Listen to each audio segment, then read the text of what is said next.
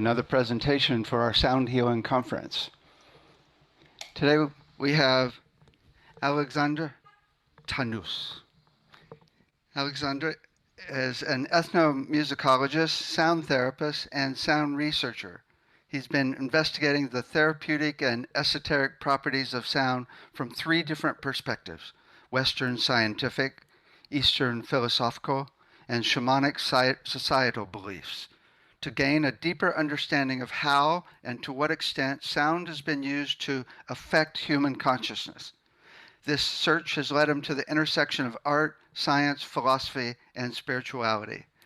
The material he transmits about sound is based on multidisciplinary research over 20 years, observations he made during his field work in over 40 countries, scientific studies, personal experiences, and data collected from thousands of people he has worked with doing sound therapy. This has led him to a deeper understanding of how sound reveals and unlocks hidden powers we have within us to promote profound inner transformation and healing. His site is soundmeditation.com. Welcome. Thank you, David. Great to What be have, here. what have you been up to lately? A lot going deep into my research, teaching a lot online, and doing collaborations, and working with some people in the right protocol, the right setting. It's important to keep this work going, but of course, while being safe. And preparing online courses, symposia, and conferences, being part of them. You have to adapt and roll with things. Mm-hmm. Cool, cool. Are you going to talk about some of your research that you've been doing? Yes, exactly. Cool, cool. That's really interesting to me. Um, so I've got one big question I'm asking everybody, and that is, if you had all the money in the world, what would you do to help people on the planet, and possibly with sound? Yeah, great question. It will definitely be with sound, which is basically to raise a greater level of awareness of what sound can do for us right now, how it can serve us, but also to promote the right approach to use it with authenticity, with rigor, and to do the inner work. Sound, music is the most powerful practice, most powerful art, accessible art for many, many reasons. And I will be talking about these aspects. So I would definitely promote sound, create many documentaries that would bring awareness to people to really develop the understanding and how to use it in the most proper way, most suitable way without calling it something else, Mhm. and how to engage people because sound is the number one tool that unravels consciousness, acoustical aspect of physics. Um, the acoustic of sound, the pure harmony, the harmonic series, I'll talk about all these things in a bit, are very, very important to tell us about who we are, but we need to use them as tools to get us to something that already exists within us. Perfect, perfect. Thank you. What is your presentation on today? My presentation is a big chunk of my research.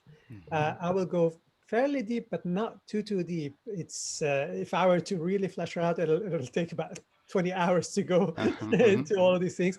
But it's gonna be succinct, but yet to give people a notion about what I've been working on, a certain part of my research, not the entire thing. And if people are interested, they can go to my website, soundmeditation.com, where I have a lot of videos, a lot of content, a sample of my writing, my research, and huge section of resources. Um, yeah, and my approach to working with sound, given the background that I've had, which I'll talk a little bit about my background and why I do things the way I do them in the beginning of my presentation.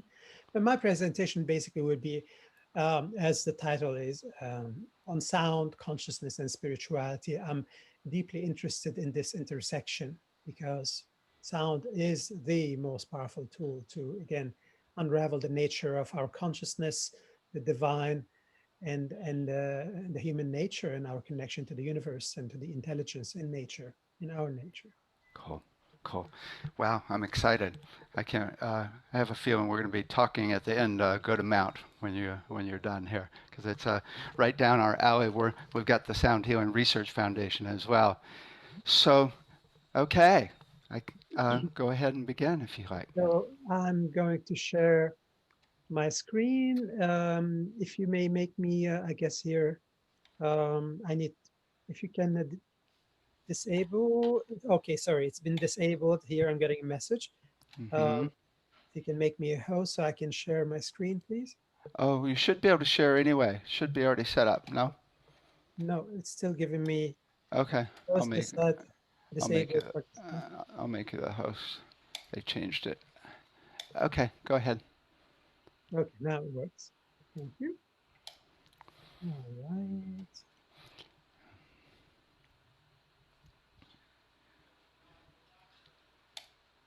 here we go.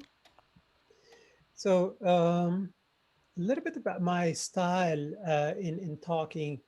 Um, for the participants who are not familiar with my work in my way of addressing complex things.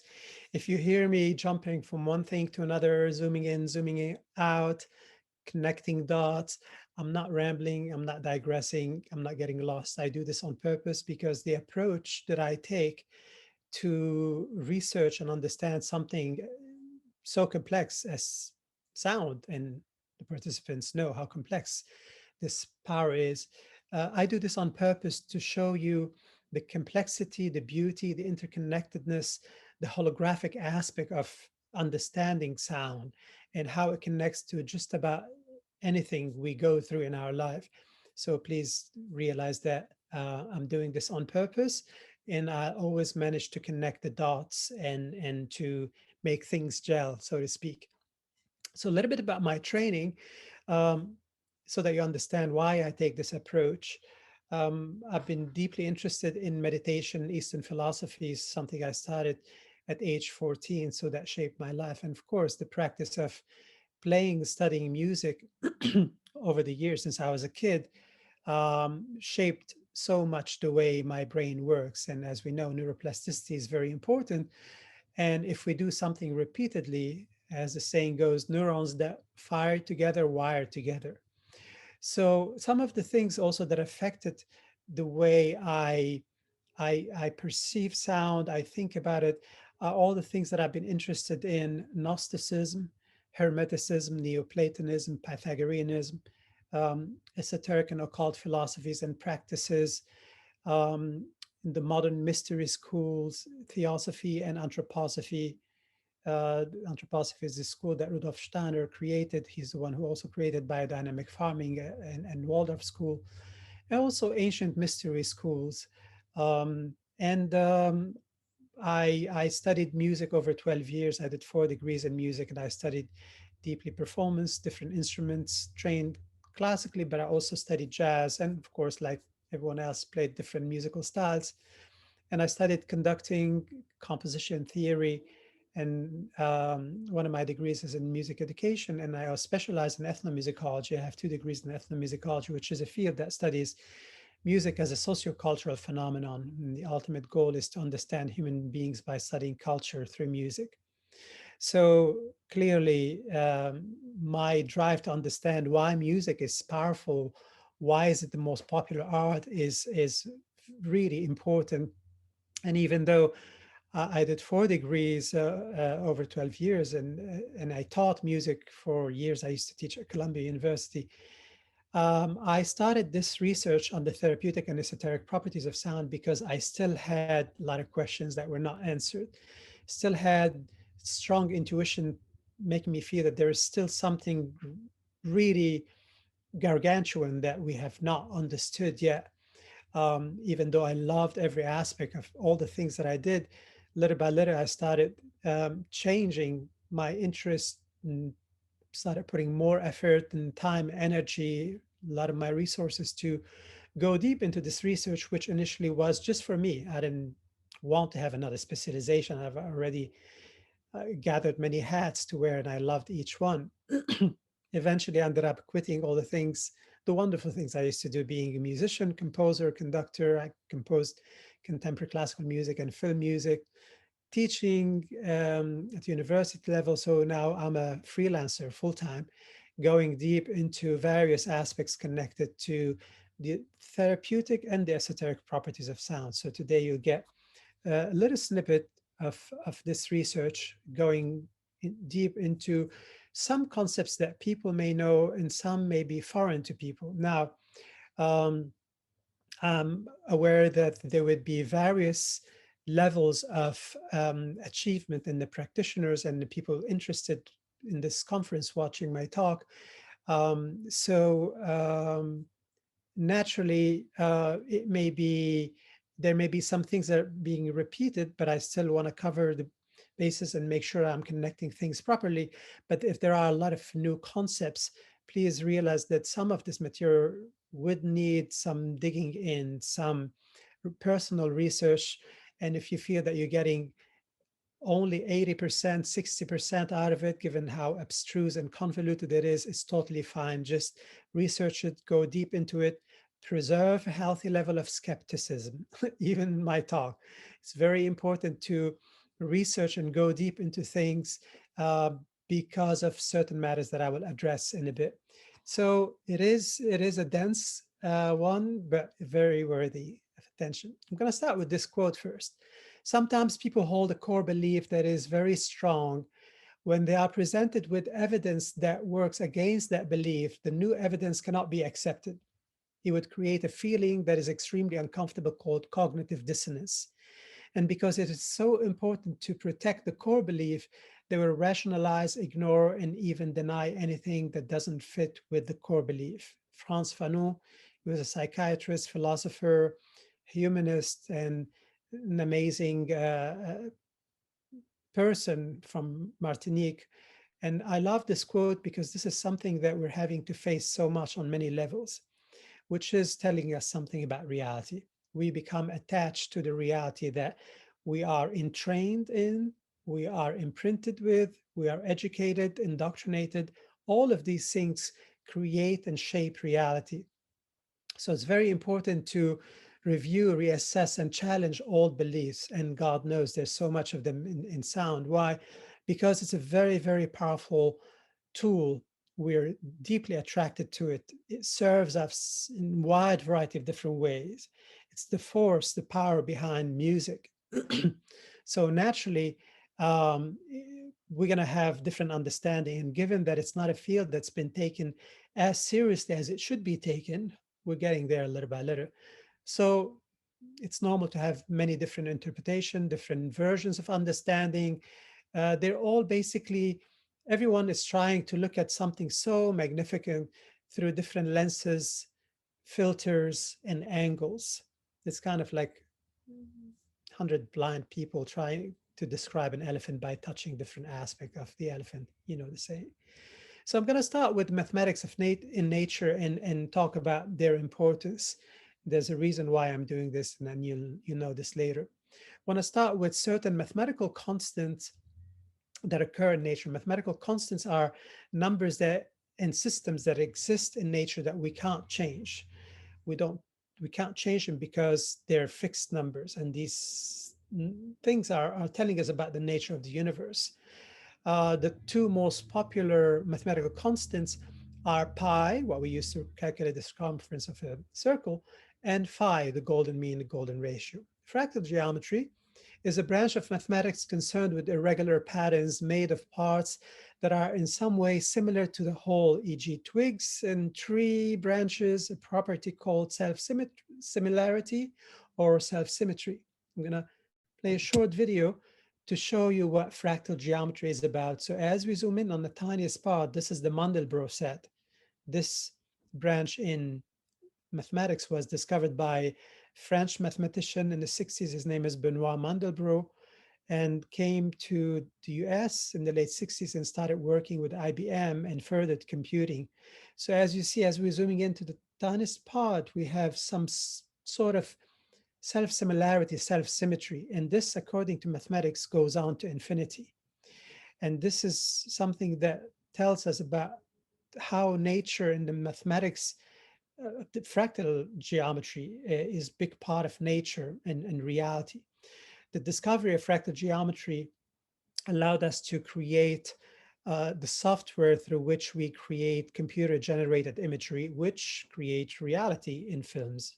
In sci-fi films, all of these things that you see, they're not real, they're created with um, fractal geometry software. So this can go on for many more minutes, and there are now on YouTube three-dimensional ones. Going to move on to the Fibonacci sequence, another mathematical constant.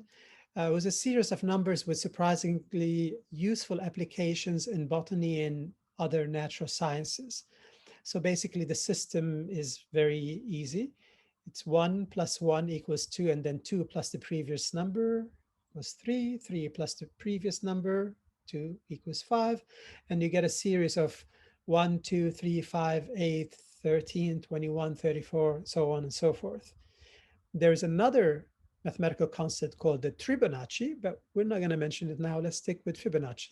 And Fibonacci's sequence causes these nautilus shell chambers to grow bigger and bigger to give us this beautiful spiral, this symmetry, this balance that is something that we found in so many things in nature.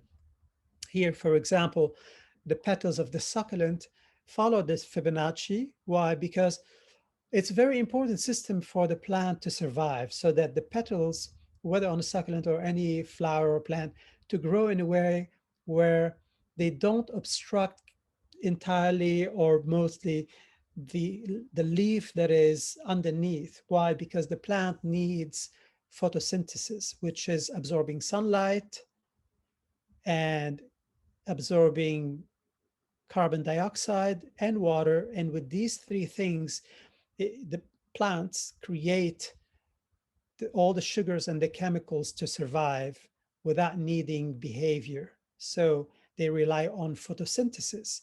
And as we know, plants communicate with each other. Symbiosis is very important, which is not based on the dominance of the more powerful one, but it's some network of negotiation and trading stuff. Even with bees and insects, they create the nectar that bees and certain birds come to feed on so that they can pollinate others. So it's basically chemicals to trade with. It's their currency.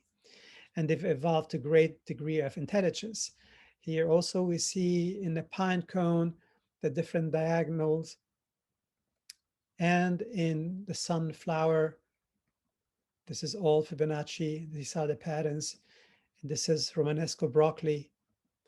And we also see similar patterns in the sealing of mosques, things related to fractal geometry, Fibonacci series, golden mean, golden ratio. And not only mosques, these three images are taken from mosques, but it's something that we see in Jewish temples, in churches, cathedrals, and mosques.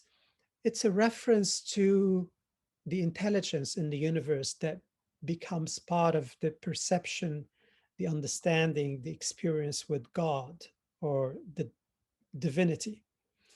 Phi, the golden mean, the golden ratio. By the way, what I just presented is something that these three last slides, something that I can take very deeply to a 6-hour long presentation. So it's a deep rabbit hole, but basically it's about how now we misunderstand the divine and what we made of the divine, but I'm talking about where this concept of divine comes from and its connection to the intelligence in nature and the way it's exhibited and in the universe.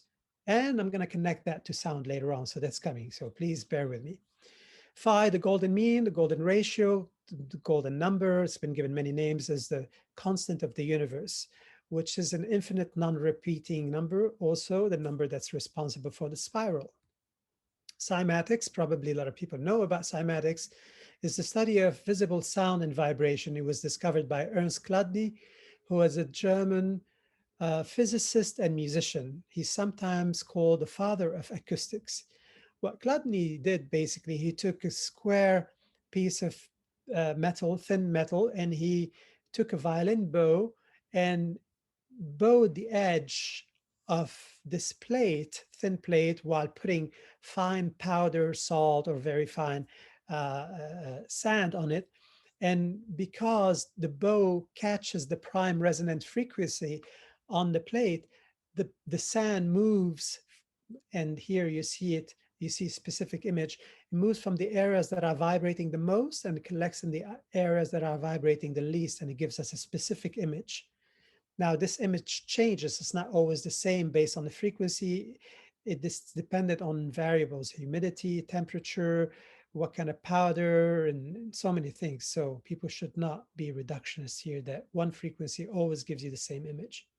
The next slides are showing you cymatics, but with water here. These are some photos taken from the wonderful book, Water Sound Images by Alexander Lauterwasser, who is a cymatic researcher and photographer, showing us that they're not just two-dimensional patterns, they're three-dimensional.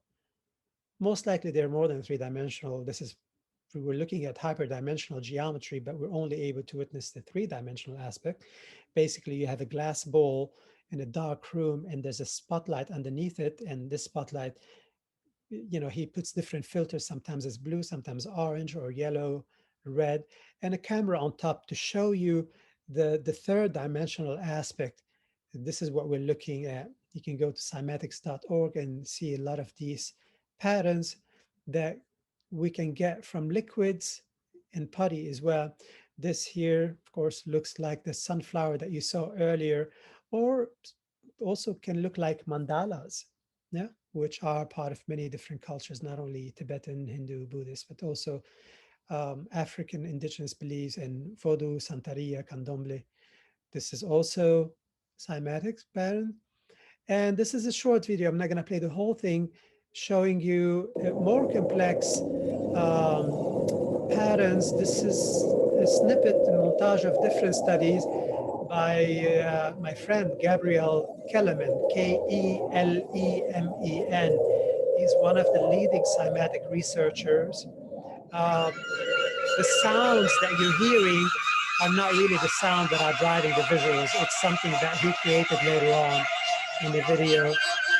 And so basically, you can find his research online if you type his name, and check out his book as well. He's working on a second book, very cutting edge research on how and to what extent sound creates patterns, and this idea that the world is made of sound and how it can correlate to many shapes, many things that we see, whether the ear, the way the ear is shaped, the cartilage, the shape of the organs within us, the kidneys, etc. He shows us the correlation between the two. His background is an art historian and an artist, and he discovered cymatics and became his thing. I'm gonna stop the video here because you can view it online and go deep into it. I just wanted to mention something. This is Alexander Lauterwasser again, correlating shapes that we see in cymatics with tortoise shell, or could be a leopard pattern or a zebra pattern. So cymatics should be taken seriously, clearly, far more than we already know. Harmonic series, this is what I want to focus on, which is one of the most important mathematical constants and the driving power behind sound and the place where the concept of harmony comes from. A harmonic, or an overtone, is any frequency higher than the fundamental frequency of a sound. The fundamental and the overtones together are called partials. Harmonics are partials whose frequencies are integer multiples of the fundamental. These overlapping terms are variously used when discussing the acoustic behavior of musical instruments. I want to make a distinction that a harmonic is not the same as overtone. There's a difference between them, but I'm not going to go deep into this. However, they both can be the frequency above from the fundamental frequency. Why does this series exist? To give us the tone color of any instrument, any voice, any sound that we hear. So basically, we would have a fundamental tone or fundamental frequency, Let's say you play a note, a C on a piano, and you compare that same C, let's say first C above middle C on a piano with the flute C and the oboe C. They're the same frequency, but the sound is different. The timbre, the tone color is different because the harmonic series, these frequencies that are coloring the sound are different from one note to another. And that is caused by the shape of the instrument that dictates what kind of tone color. And this series goes on to infinity. And there's specific spacing between them. The same thing with our voices. Our voices have different timbres and tone colors. Each person has a different signature in their voice because the area in the vocal tract is different from one person to another. One person may have a wider throat, narrower throat, bigger vocal cords, smaller, bigger uvula, smaller soft palate, higher rooftop of mouth or the hard palate, bigger tongue, smaller teeth. All of these things create specific conditions that when the sound is amplified because of the vibration of our vocal cords, this vibration is amplified in a very unique way given all the different variables. And the variables create the timbre of all of our voices. And this is very important. So this is what is responsible for the harmonic series. But it's also the place where the concept of harmony comes from. It's something that's encoded within us. I'm going to play a short video. For those of you who can't read musical notation, it's okay. You can follow the notes. I'm going to play this video, which goes up to the 16th partial, not the 20th. But you can see here the fundamental frequency, which is the C toward the left, a very low C on piano. And then what you have number 2, 3, 4, 5 going to 20th, these are the partials. So that C, the second C is an octave higher. It's where the frequency doubles. It's the second partial or the first overtone, okay, or a first harmonic. And it goes on to infinity. And there's a specific spacing. The first interval is an octave. The second one is a perfect fifth. And that is that this is in between C and G or D and A.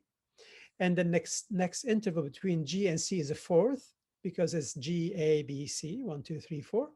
And the next one is a major third and then a minor third. It goes on to infinity. And these intervals go to smaller and smaller and smaller degrees, and they go on to infinity.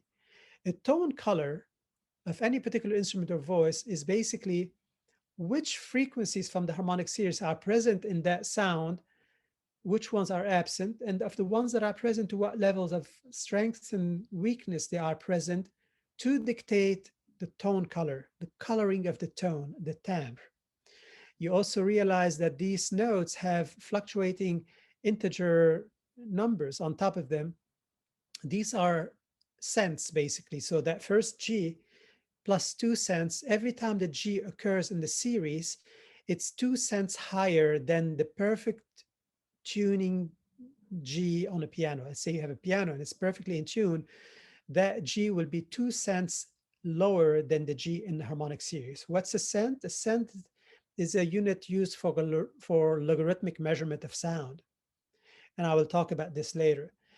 The E is minus 14 cents. So this E in the natural harmonic series would be 14 cents flatter than the keyboard piano perfectly in tune, equal tempered E.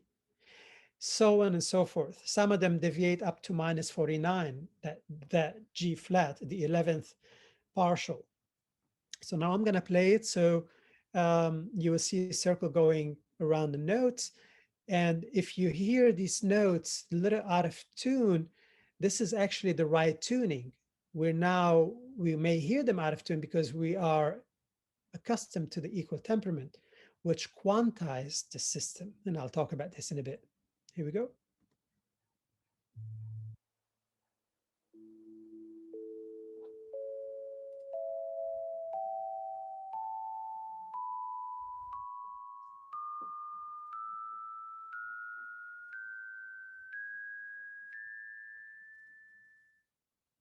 So when we hear these harmonics coming from a gong, singing bowl, overtone singing, didgeridoo, disc bell, any of these instruments that emit the harmonic overtones to clearly audible level, because the harmonic overtones are everywhere all the time.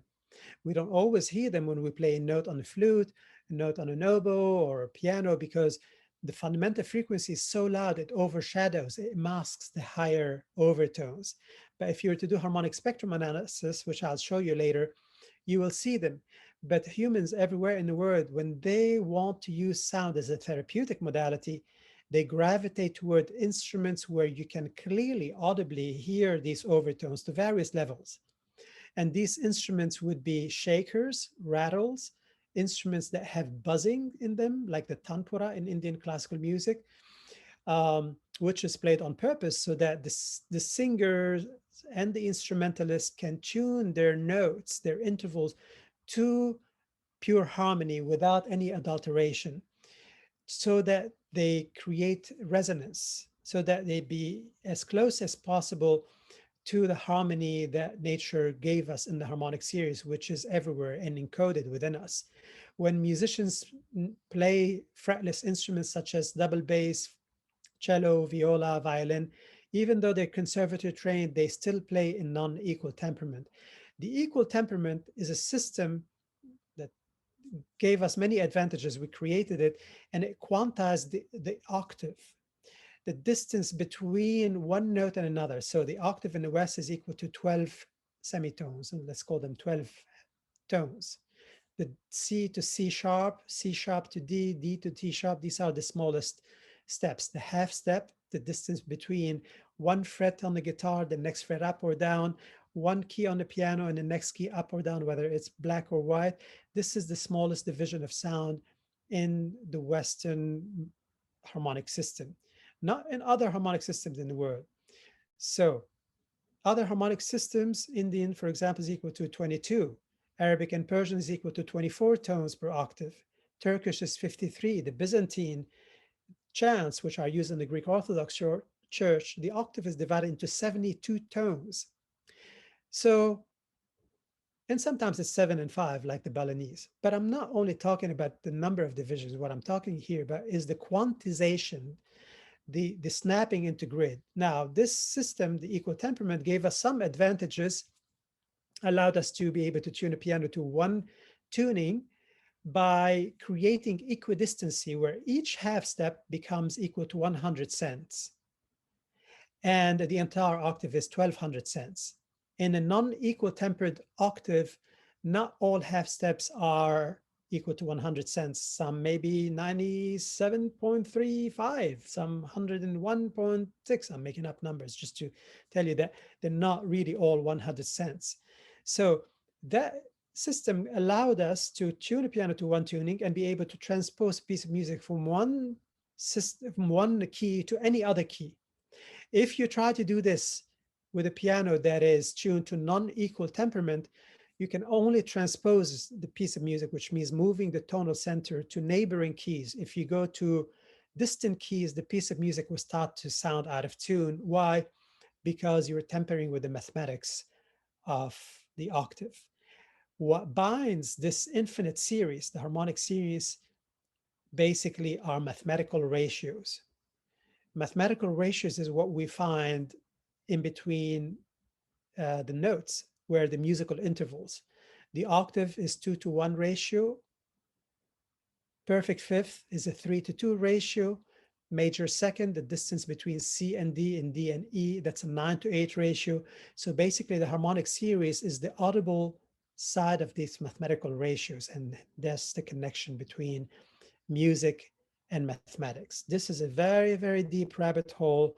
I'm going to stop here because if I go any deeper, I would need plenty of time to explicate things. Otherwise, I would lose most people. If you want to learn more about the equal temperament, this is a very good book, How Equal Temperament Ruled Harmony and Why You Should Care.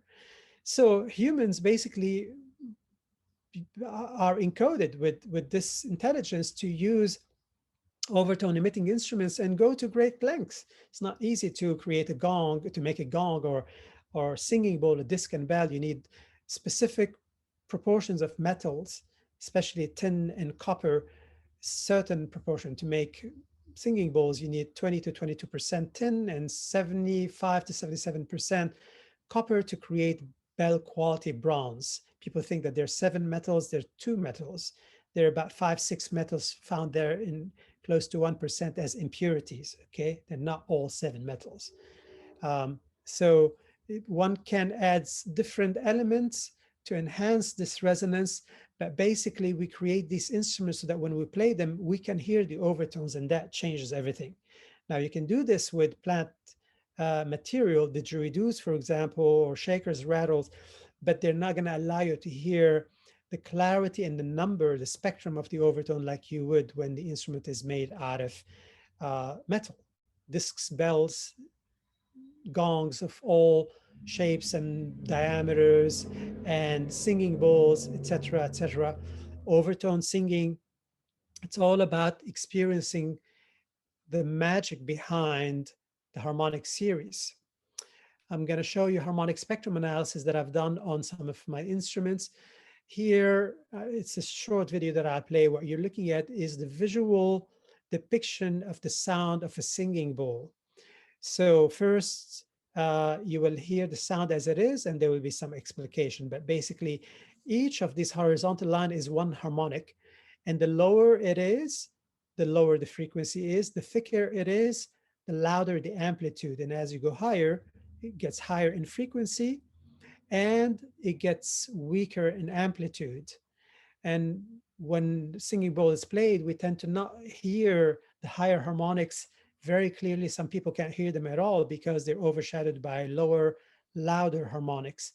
Very important thing to listen to the modulation, which is the beating, the wavering, of how each harmonic has a different pulsation. One may be wow, wow, wow. A higher one would be wow, wow, wow, wow. When you hear all of them together, listen to the interlocking of the beats. It's very fascinating.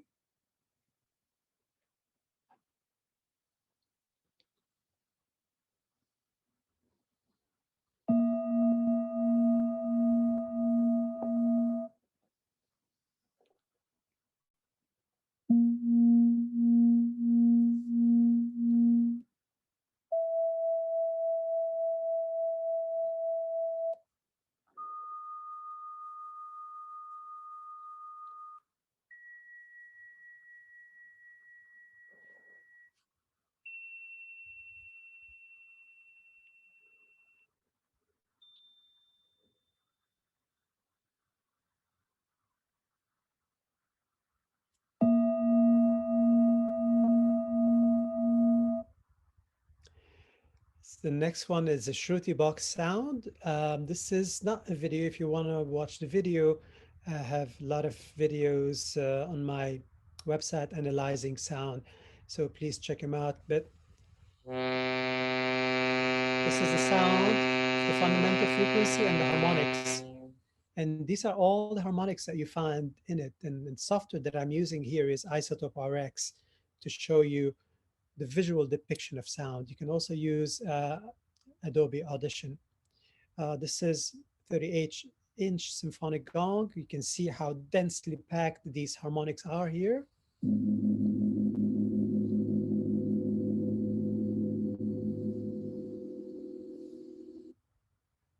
And didgeridoo sound. Here I'm playing it with certain breaks. Classical transverse flute. This is the classical flute, the silver flute. It's not used in sound therapy, although it's a beautiful instrument. Why? Because look at how loud the low note is, which is the fundamental tone. It overshadows the harmonics, so you don't hear them actually. And that's why humans don't gravitate to play instruments that don't exhibit to clearly audible level the harmonics. And this is my air conditioner. It also has harmonics. It's full of noise. But basically, the harmonic series is the best example of signal.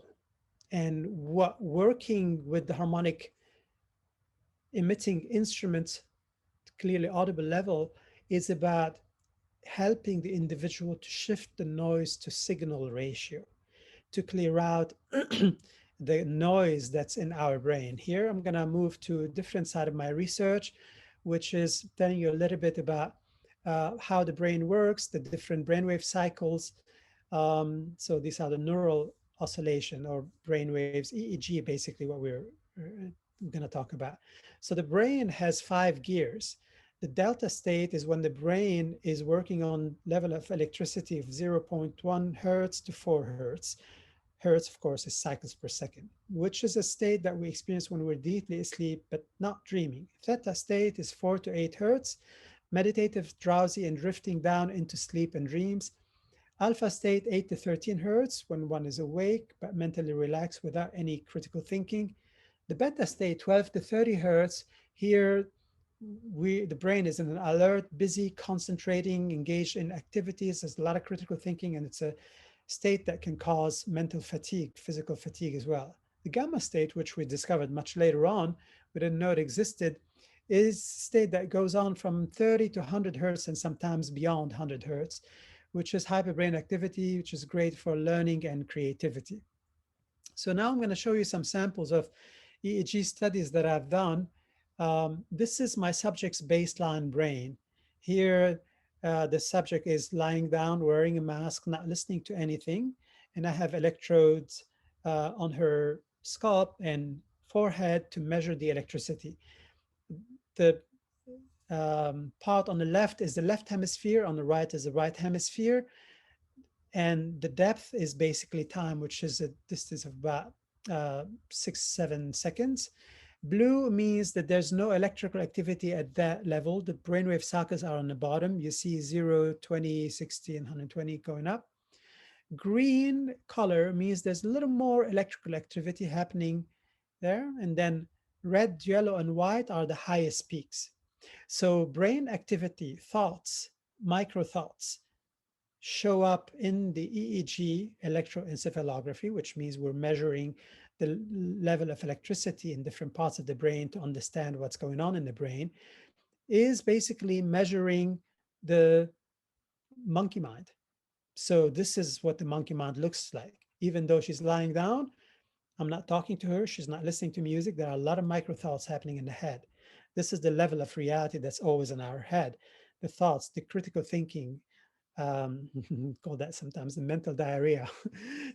So the good and the bad thinking, it's all there. So play large gong loud to certain loud sound for a couple of minutes and all the activity is flattened. Here she's listening, she's paying attention. There is no reality happening in her brain. She's paying attention, just a little ripple here and there, but a big difference between this and that. Now, picked up small Vietnamese gong and nipple gong, played it, also quieted the mind so much. This is what these overtone emitting instruments do to our brain. They quiet the mind, literally and figuratively. Small Japanese bell played in high amplitude, loud dynamics, and this is low amplitude.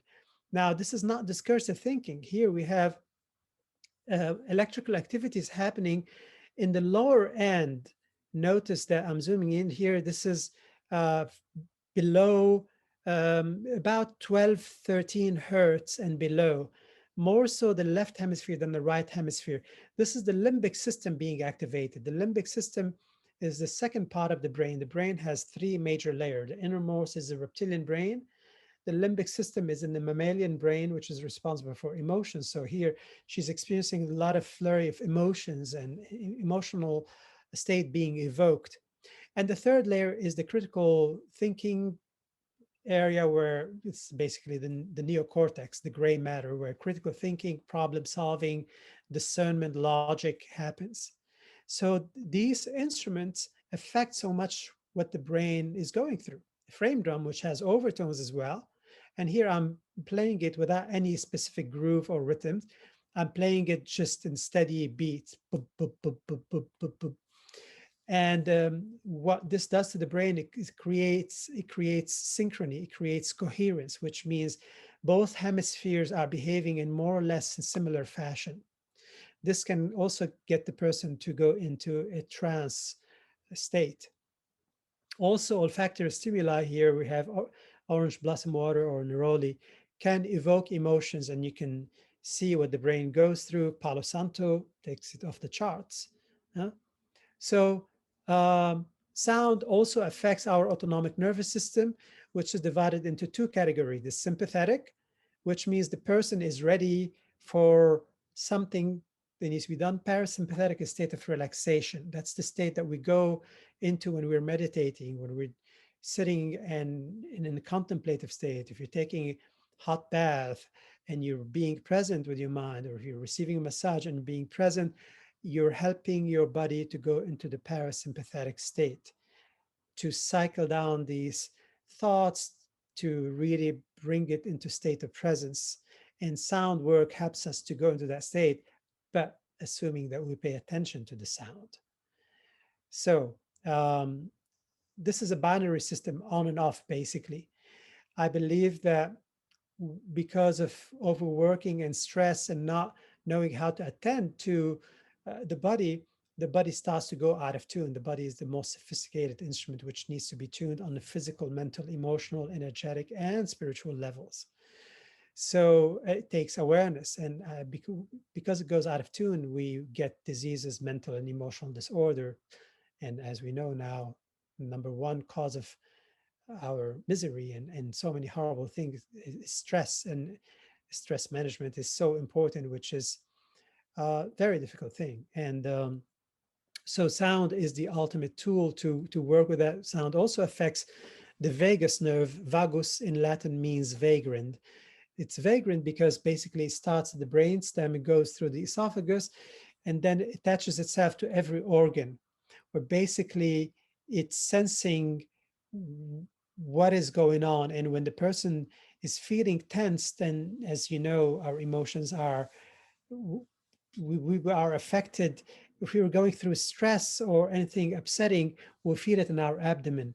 People say this is where you hold your emotions. Well, this is where the vagus nerve basically branches out, and it's the vagus nerve that is tense, and that's why this area gets affected. So diaphragmatic breathing, inhaling, letting the lungs expand without opening the rib cage, is a way of massaging the vagus nerve, because the vagus nerve goes through the diaphragm, the thick dome-shaped spongy tissue that separates the lungs from the organs. So it's a very healthy exercise to do diaphragmatic breathing. Let the lungs fill up with air, but let them push against the diaphragm, which pushes against the organs and stretches the abdominal walls out. So this is an inner massage to breathe in and breathe out without opening the rib cage. To bring some toning to the vagus nerve, people should look into the vagal tone and vagal theory. It's very big these days. And also sound affects the heart rate variability. Thanks to Heart Math Institute, we realize now that the heart is the one that controls the brain more than the brain controls the heart. It does so by altering not just how many beats per minute, but the equidistancy and the non-equidistancy. Is actually non-equidistancy. The beats are not equidistant, they're not equal in their interval. Look here, you see that one beat to another is 70 beats per minute and then 76 beats per minute. So these are always changing. And also the intensity of each beat, which is measured using volts, is different. So the brain picks up all of these nuances, these three variables. They could be other variables we're not aware of yet. We don't know, but and it decodes this communication, and the brain as adjusts the entire body to suit what the heart is communicating, the good or the bad stuff. So please read more about Heart Math Institute, because sound affects heart rate variability tremendously. So there seemed to be some correlation between the cymatic patterns, the first row, these are the cymatic patterns on vowels, and various rosettas and mandalas, including the CERN accelerator, the Large Hadron Collider in CERN, Switzerland, and the cross-section of the DNA, that there is some patterns that are similar here. And I'm very interested in this. I want to talk a little bit about the esoteric side of sound, and then I'll come back to this uh, fundamental structure and intelligence that is everywhere in nature and the universe. Esoteric side of sound is deep, and I can give an entire talk about this for many hours, but just to mention that it's not an accident that we find in all book religions, all Eastern philosophies, a lot of indigenous belief. The first thing that you're being told is that sound is God, sound is the creator of reality.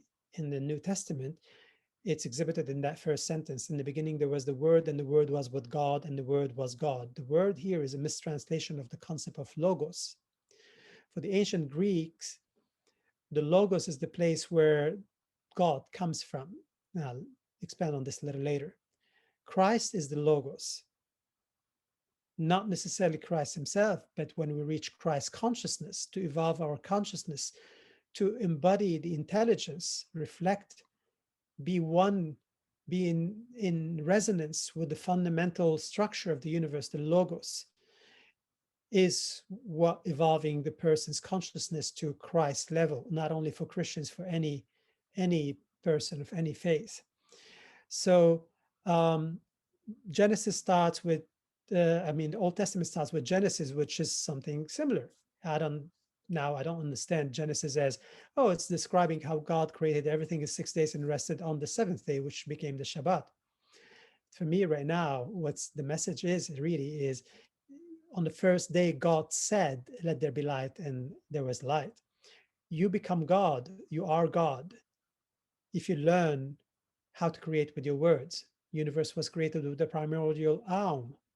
If I have some time, I can talk about what this literally means, or what's a reference of.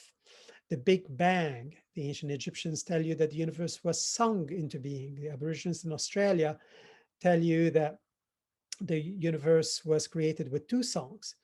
As you can tell, I not only bring into my research my training in music, but also a lot of stuff from my fieldwork in over 40 countries.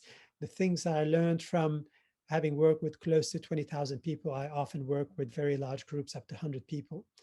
I collect data from them, my personal experiences, scientific studies. So I take a multidisciplinary, syncretic approach where there is synthesis to connect the dots. Um, what I believe sound is about is to connect us to gnosis. This is basically the knowledge we acquire through our own experience as opposed to knowledge that we are taught or believe in. Gnosis is conscious, experiential knowledge, not merely intellectual or conceptual knowledge, belief, or theory.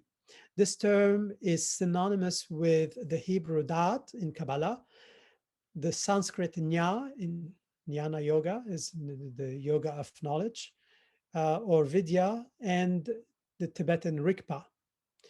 This is the ultimate knowledge that we seek by going inwards. Spiritual practice is all about connecting to gnosis. The Gnostics, those who had thorough, rigorous practice to connect to gnosis, unfortunately, they were killed by the Romans and the early Christians, but they left us two very important texts.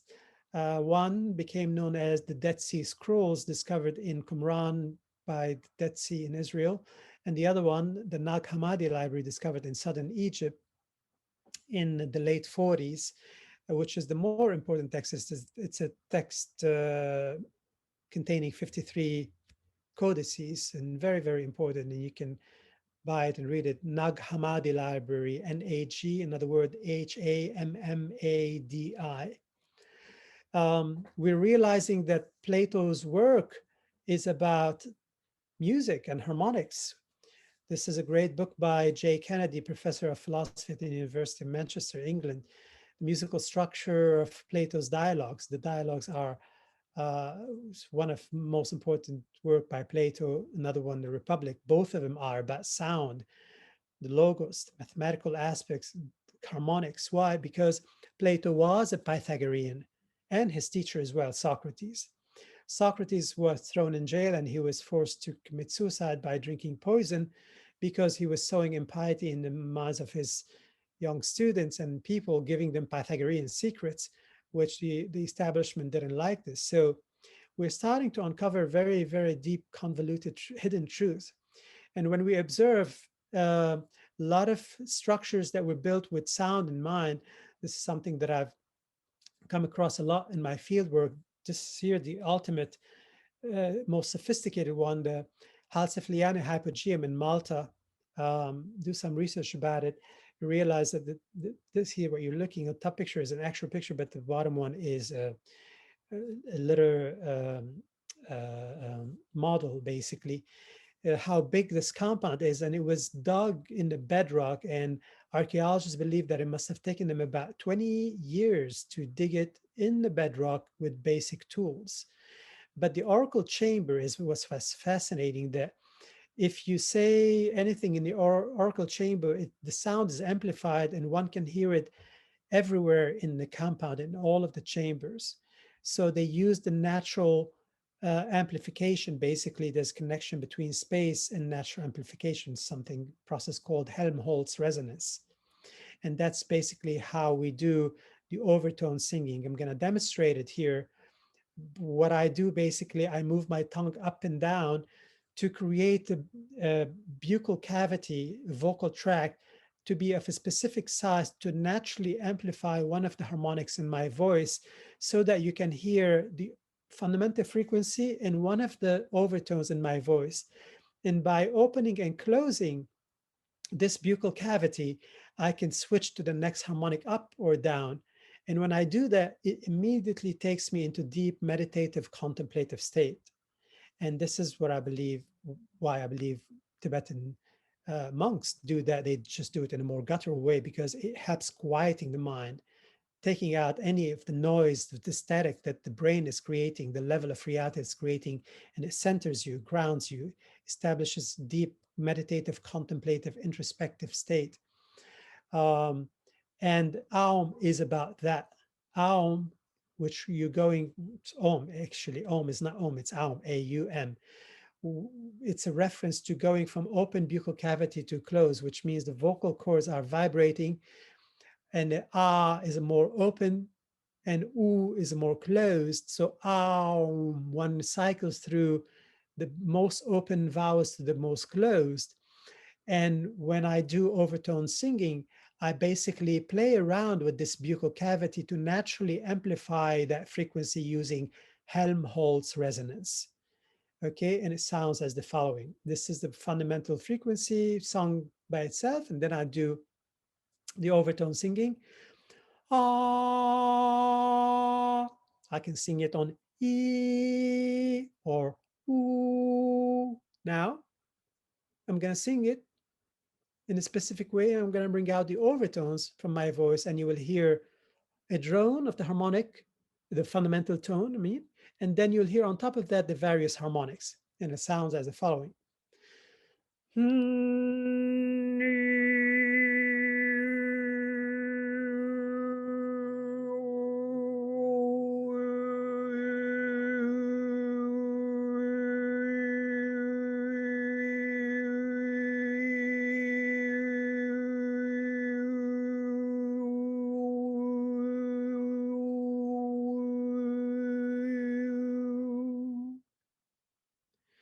There are many different ways of doing harmonic singing, overtone singing, or diaphonic singing. The Tuvan, the Mongolian, and there are various different styles, but they come down to just about the same thing. The more guttural one that you hear Tibetan singing, Tibetan monks vocalizing, is yet another way. In Shavin de Huantar, this is an archaeological site that's found in northwestern Peru by the Shavin people, pre-Incan civilization, who are known to use sound as well in conjunction with acoustical space, tunnels in temples, and sometimes with San Pedro as well, which is a hallucinogenic cactus based on mescaline. So these are things that the ancients were deeply involved in, basically unraveling the nature of consciousness and combining things together. I believe shamanism, which is an art, practice, philosophy of healing, revealing the nature of being, creating union with nature, with the plants, the intelligence in the universe, is a very sophisticated practice, approach, philosophy, system, whatever you'd like to call it, of using the two most powerful tools, which are sound, including music, and compounds, which are chemicals found in plants. They happen to be psychedelics sometimes and sometimes non-psychedelics. And this is why we find these sacraments, which is basically, they're done in a very contextualized environment. So the mindset is very important. I'll go over the mindset later. And the context is very important. And that's why we find shamanism everywhere in the world, which is the art, the practice of using the two most powerful tools to do a variety of different things: create therapy, healing, rehabilitation, education, regeneration, rejuvenation, rebalancing, reharmonization, creating union, finding harmony, basically, resonance with all living things, with the universe. When they don't know what's going on, then they talk about a variety of different things. And that's why you find each tribe having different cosmological model, which means that's their own way of understanding what reality is about. But the truth is far more complex than that. And we're always reductionist with the way we approach things because it's based on how little we know, not counting how much we don't know. We don't know what we don't know.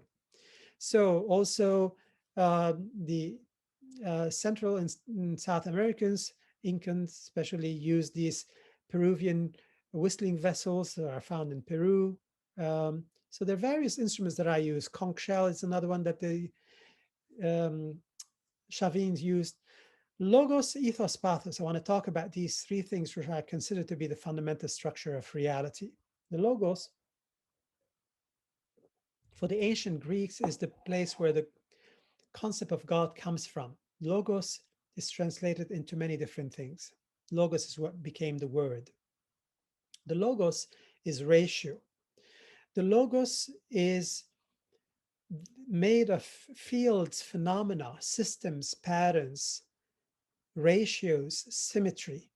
And we use mathematics, and especially mathematical constants, to understand it, but it's not made of mathematics. We use mathematics to understand it because mathematics is the most accurate, most precise science language for us to measure, understand, fathom, transmit, experience things, to understand reality, to understand consciousness. And that's why physicists always resort to mathematics, and there are a variety of different mathematics. So the ethos is the distinguishing quality, the character, the personality, the philosophy. When we speak, we are speaking our ethos. We are speaking about what goes on within us, the feelings, emotions, thoughts, visuals, sensations. And when we choose the words properly, language creates reality, and we create reality by speaking it. Many people have said that the world exists because we have a language for it. There's a great connection between reality and words, language, consonants and vowels. If I have the time, I would go into what vowels are and what's the connection between consonants and vowels, and how T is a variation on E, and a P is a different one, and a D and C and a G. We are creating different waveforms. And when we speak the ethos, we're communicating what's going on inside of us. It's going from a level of very abstract to a tangible level where we're using symbology. A word has a symbol. And then when the ethos is being heard, it creates pathos within the ears of the person listening to it. I'm going to demonstrate using Koshi chimes this concept very quickly and then move on. But it's something, again, I can dedicate a couple of hours in developing it, taking it apart. So here's one of the Koshi chimes, which I'm sure most people know. This is the Ignis, fire. By the way, it's not correlated to fire. These are just simple names. So the Ignis has specific notes in it. And these notes create intervals, musical intervals. And remember that in the intervals is where we have the mathematical ratios. So when you combine intervals together or notes together, we create harmony. So this sound, the ethos of this Koshi chimes, when you listen to it, I'm going to give you some time to let it sink in.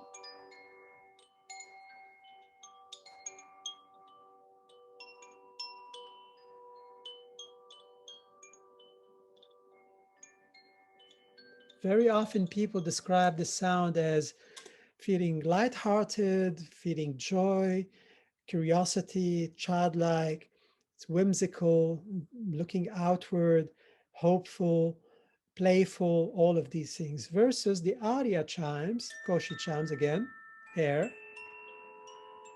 has different notes, creating different musical intervals, different harmony, and different mathematical ratios.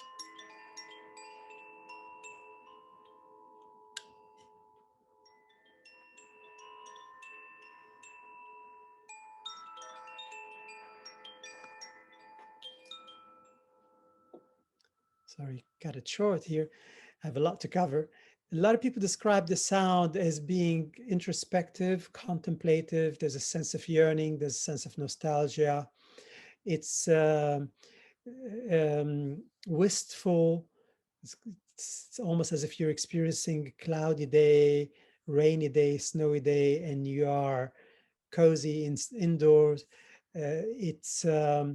It's different than the first one. So what causes this difference? Well, the logos in each one as the different variables and the intelligence of the mathematics. When you play, the sound comes out with specific proportions, specific intervals, specific ratios. And when it's internalized and we hear it, right, it seeps into our being. And the sound eventually creates pathos. Pathos is not just something that's close to something sad. For me, pathos is the entire spectrum from really sad to all possibilities, all variables can be happy. It's a level of reality. So I believe that this is how sound shifts reality. We listen to music because it evokes emotions within us. Music is used in holy houses to allow you to feel the divine, whether it's the church bell or the Gregorian chants or the Byzantine chants, the Protestant hymns, the Adhan call for prayer, or Judaic chants, or the mantra system, the sutra system, the chants from any Eastern philosophy, all basically, all sounds eventually create an inner reality, which is projected. So this is my understanding of how sound really creates reality and why we seek sound, what we're seeking here. There's a lot of research on sound and medical and scientific aspect. Here is only few.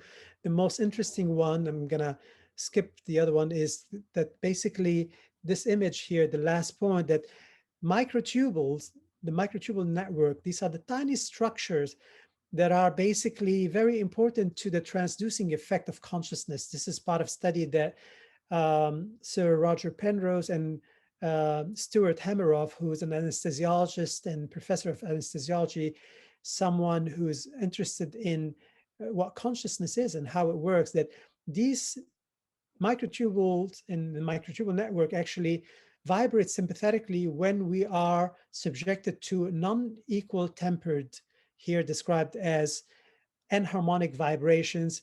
They, scientists don't have the musical language, but they said that music similar to certain kinds of Indian music. Well, it's all Indian classical music that's based on resonance, which is heavily influenced by Persian and Arabic classical music. It's the maqam system, it's the modal system. In India, it's called the raga system, which is basically non-quantized modes, like scales. They create specific emotions. Maqam is M-A-Q-A-M.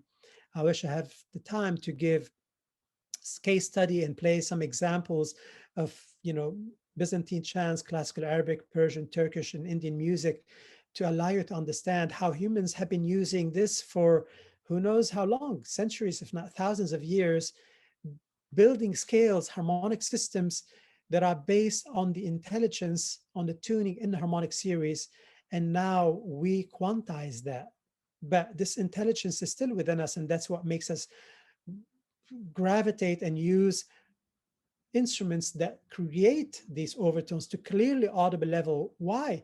It seems to be it's about reharmonizing the self, readjusting, recalibrating, reawakening the harmony within us. Look at, I mean, the world is in chaos because of certain things happened where we have been overlooking. What, how else, we can justify that hundreds of millions of people came to do some amazing, wonderful things in the human experience, we still get to this point? Well, obviously, we've been overlooking something, but if it's happening for us to learn something that cannot be learned in any other way. So I'm still hopeful, but it's very important to trust the process, to realize that our consciousness is going through a lot and we need this unraveling. And this is why we started seeing huge interest in sound healing, sound baths. I personally like to call it sound meditation, a word I didn't coin. It's been in use for a very long time. I like it more because it's more descriptive. There is active participation. Sound healing is a little nebulous. Some people are confused. They think, oh, just be subjected to sound and it'll heal you, or you don't have to do anything and the sound healer heals you with sound. There's a lot of inaccuracies. I like to be precise with words, as you've heard so far. How much I emphasize that sound creates reality, especially words. So sound meditation for me is really suitable because it involves the person in the experience. You're doing something, even if we don't talk about this, what sound does and what the process is about, that you're involved, you're meditating, you're paying attention, and that changes everything. And it's not by magic that sounds heal you. Yeah, sound can affect us if we're not paying attention, but the more we are focusing on the direct experience and not on our thoughts about the direct experience, the more the affect is happening. And that's been proven in my studies, is that attention, the spotlight of our consciousness, the mindset is very, very important. So the difference between a harmonic system, Western and non-Western, is I told you about it, is that the Western one became quantized and it gave us some advantages. We created wonderful music, but it's music based on quantization.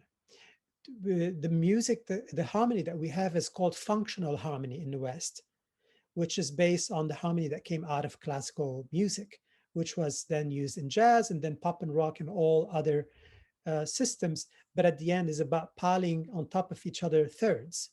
Music, you have C and then you pick an E and then a G, and that creates a major chord. If you want to create a minor chord, you take that E half step down to become E flat. And if you want to create the seventh chord, you add another third on top. So C, E, G, B flat, or B natural. If you want to create a ninth chord, you add a D, so on and so forth. You get up to 13th. So that's called tertial harmony because you're adding thirds. And these are quantized intervals. I'm not saying it's bad. We did wonderful things, but it doesn't seem to be the original harmony. And that's why over and over we resort to using instruments that exhibit the natural harmonic system, the harmonic series, which is the most powerful aspect of the logos. It's the one that creates reality, the one that creates reality through the ethos and pathos, the one that evokes feelings, emotions, thoughts, sensations, visuals. And this is why we use it in films. It's entrainment, basically. When you listen to music and you start to groove with that music, tap your feet on or hand, eventually that's called entrainment. It means the acoustics of the music that you're listening to is creating a lot of inner changes, and you start to move in sympathetic resonance. So basically, we need to understand the power of sound so that we talk about something that's happening and not about something that's not happening, or so complex that we use a reductionist approach to describe something approximate to what's really happening. I'm really interested in being persnickety and understanding deeply. And as you know, I'm barely scratching the surface. I can go very, very deep into every slide I do. But this slide really summarizes what I'm talking about by Mark Nepo. To listen is to lean in softly with a willingness to be changed by what you hear. And the best way to receive sound healing or to listen to gongs, singing bowls, overtone singing, any music basically, but especially an experience with overtone rich instruments, we need attention. We need to focus on the variables, how high or low the frequencies are, how soft or loud they are, that's amplitude. The the modulation, the beating, the alignment of the beating, how the beating changes as we play the gong differently or the singing bowls, all of these nuances, how we start to hear the very, very high harmonics that are overshadowed by the lower, louder harmonics, quieting the mind. This is what we mean by raise your frequency. It means uh, become aware of very subtle things. So it's very important to realize that sound is a dimension. Sound is a tool that we need to work with and not just to be exposed to. But what kind of work we do with it is really important. So I created specific protocol in using sound based on my life experience, my interests, my studies, my fieldwork, all the above and more I didn't talk about, to create an experience where I'm not only using sound, but I'm using other aspects to enhance what one can do with sound. So here are the elements of my protocol, and all of this information is on my website. Sound meditation is a holistic practice that combines a shamanic ceremonial setting with an Eastern emphasis on breathing exercises and visualization. The elements are the following: the mindset, very important thing, which is what we bring to any experience through which we experience anything: reading a book, having conversation, watching a film, taking a walk in the park, um, you name it. The mindset is not just intentions, it's intentions, attention, will, awareness, presence of mind, reasoning, discernment, belief, curiosity, intuition, inspiration, imagination, and sometimes passion. The setting, the safety of the setting, being in controlled setting, of course, where one can shield people receiving experience from unwanted sounds and smells and light, creating feeling of safety. Applying a meditative state or contemplative introspective state or mindful state. These are three different things. Breathing exercises to snap out of the habitual cognitive loops to allow the person to be more present.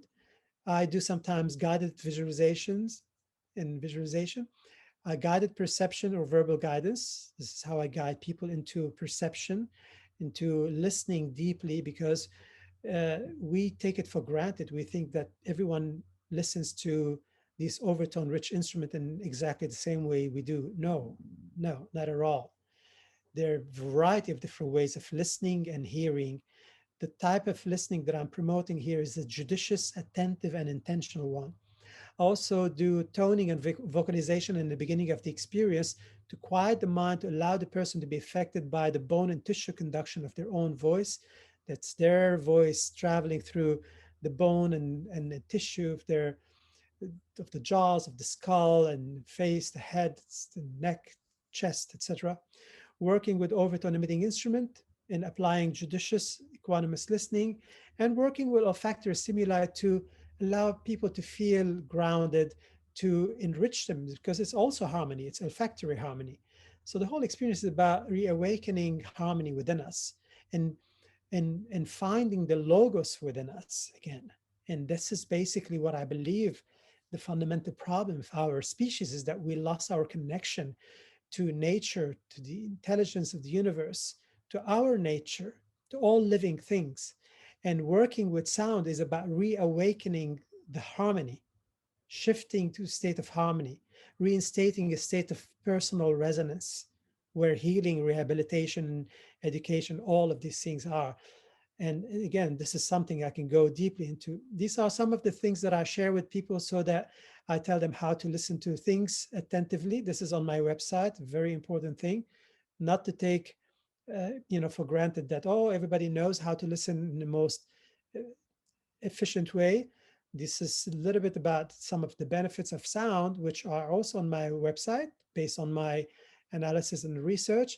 These are some very important things that I would like to share with people, because we work with powerful tools, sound, any powerful tool, whether it's yoga, meditation, breath work, uh, sound, etc., can cause a lot of problems for the practitioner, him or herself, and people, caused by ego inflation, spiritual materialism, spiritual bypassing, messianic behavior, pathological altruism, narcissistic spirituality, narcissistic humility, Monobiblosis, something word I coined, which is the disease of becoming an expert after having read one book or after having had one experience.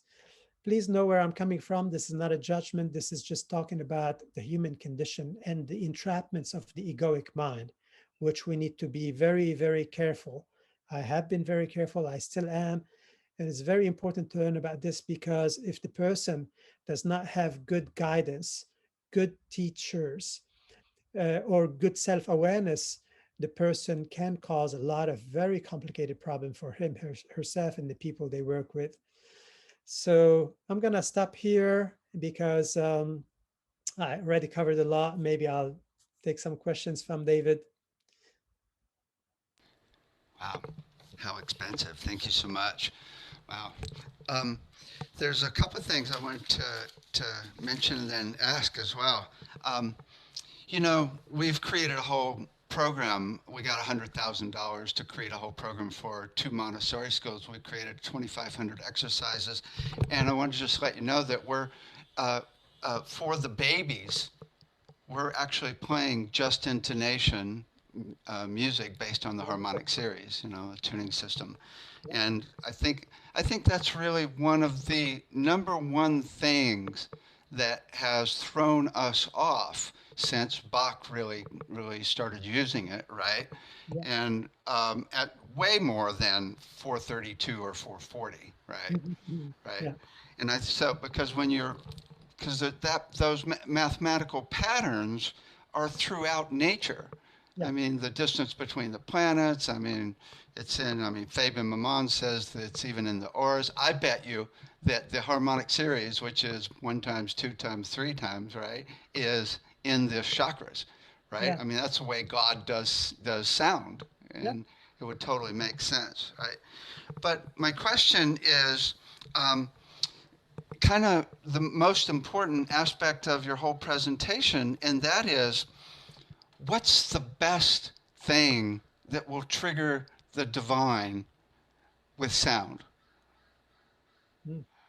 What's the hierarchy?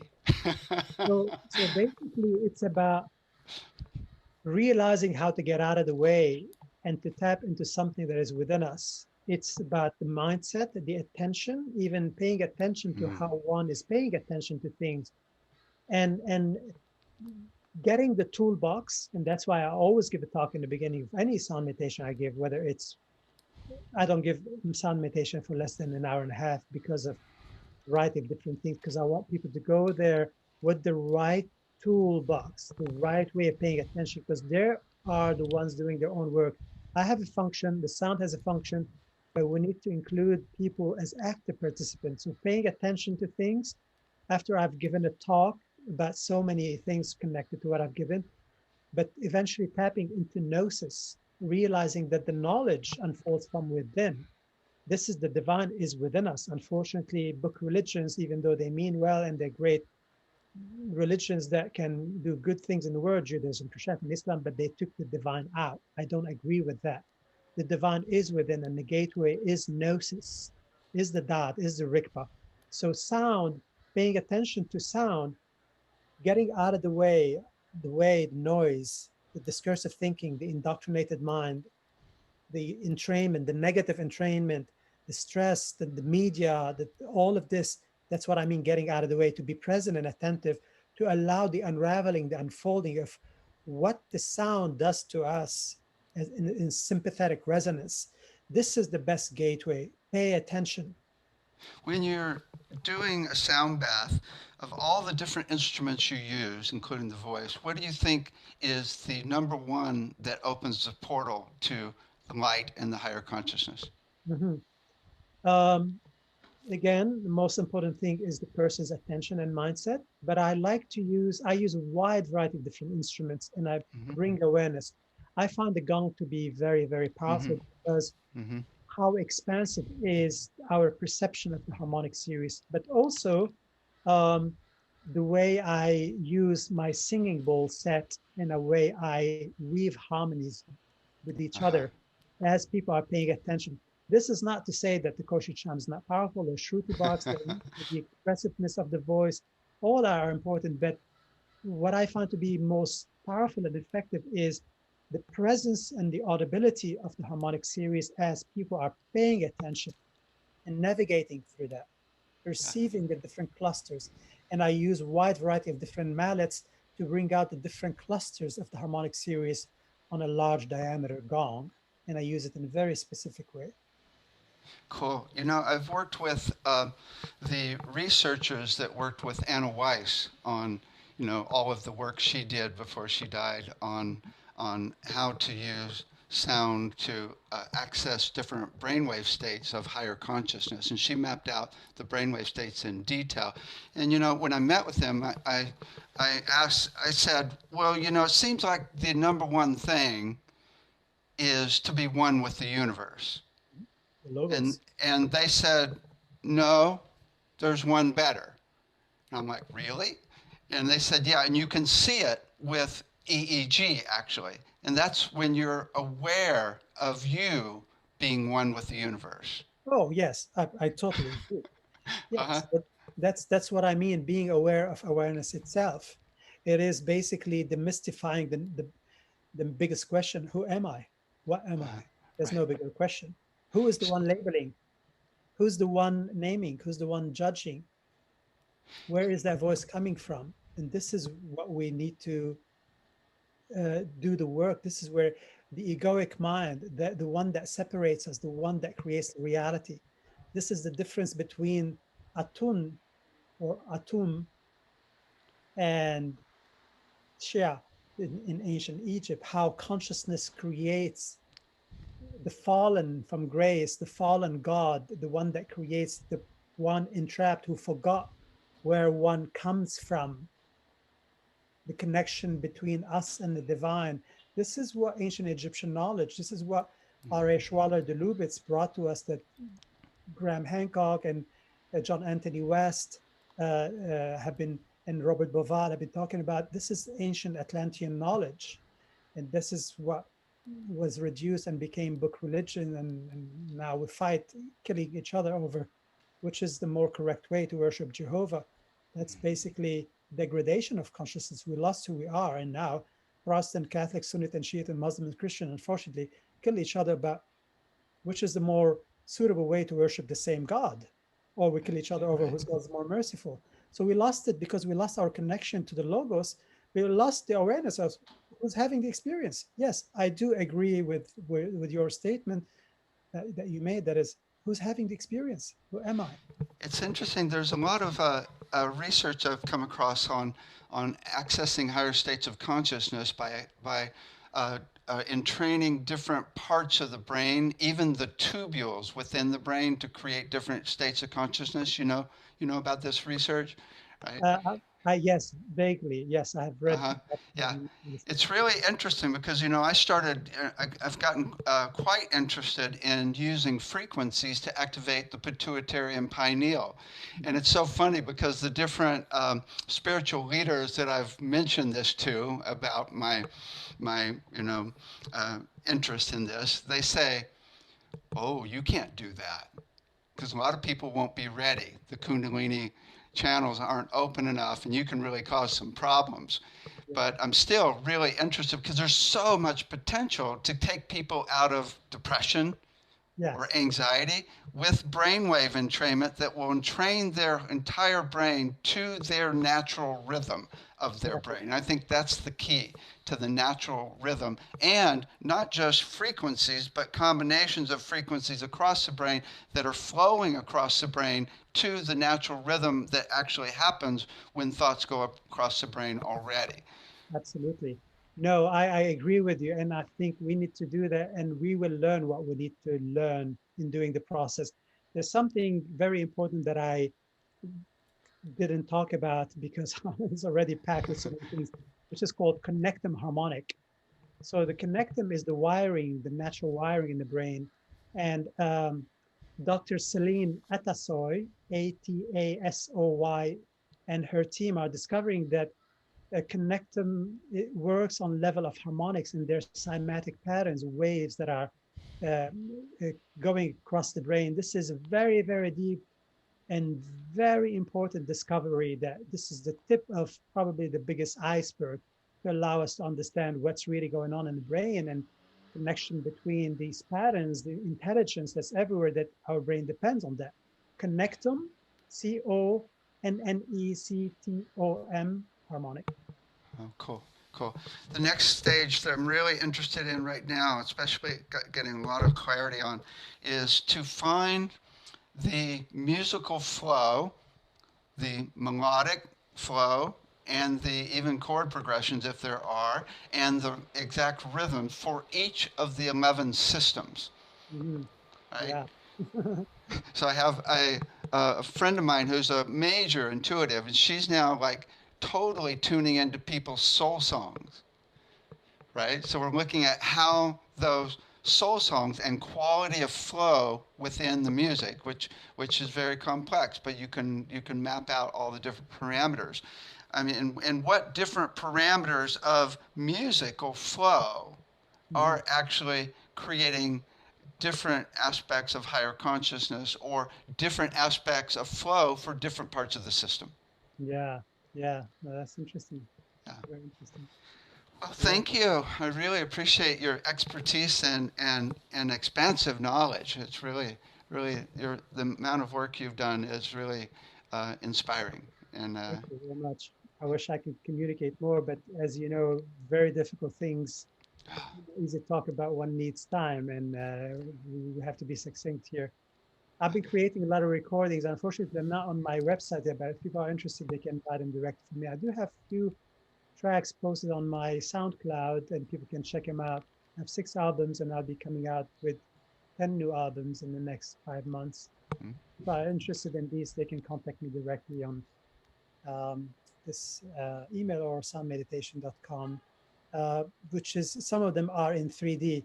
So of course we lose a lot when we record overtone rich instruments, but my approach was much more thorough, consulting an acoustician friend of mine, someone has PhD in acoustics, what is the most suitable way to record the gong, how many microphones to involve, what kind of microphones and what kind of distance, what is the directionality of all of this. Basically, persnickety when it comes to recording these immensely hard to record instruments. As we know, tone color is the hardest thing to record. cool. I can Uh, help there. I thank you. wrote the #1 selling book in the world in audio recording.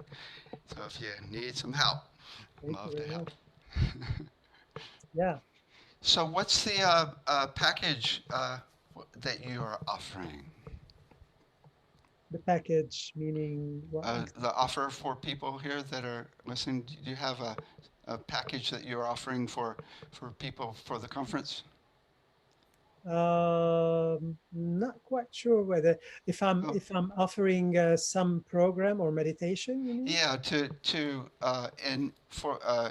in association with the conference. Maybe you're not. Maybe you didn't do a package, I a didn't special do. offer, I special. I have very limited time. Unfortunately, I have 3 upcoming trips that I'm planning and a lot of things. So I'm not offering a meditation.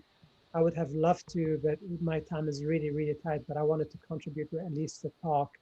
Um, but people can go to my website, and it has a lot of Cool, great goodies and content, a lot of freebies and sound. So that would be my package. cool, great. I appreciate it.